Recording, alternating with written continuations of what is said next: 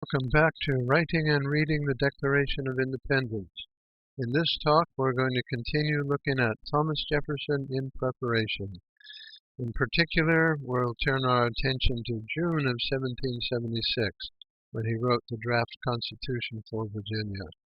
We've already seen that Jefferson wasn't one to sit around with time on his hands. When he was stuck out in the boondocks on his way to the House of Burgesses, in 74, he wrote the Summary View of the Rights of British America. And here, in June of 76, when he was in Philadelphia with the Second Continental Congress, this was now before he was commissioned to write the Declaration of Independence. He had a little time on his hands, too.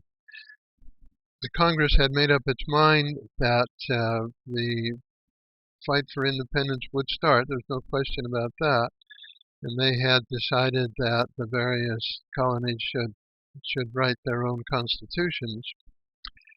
The delegates were pledged to secrecy, and Jefferson just couldn't write to his friends in Virginia and tell them what to do, but he did write to Thomas Nelson and say this in a somewhat roundabout way. Establishing a new form of government is a work of the most interesting nature, and such as every individual would wish to have his voice in.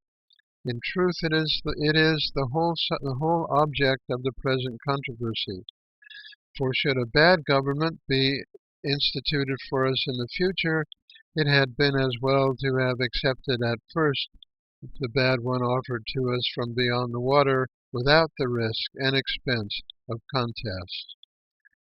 Jefferson put pen to paper and came up with this. It starts off with something that sounds like a performance appraisal. Whereas George Guelph, King of Great Britain and Ireland and Elector of Hanover, heretofore entrusted with the exercise of the kingly office in this government, hath endeavored to pervert the same into a detestable and insupportable tyranny.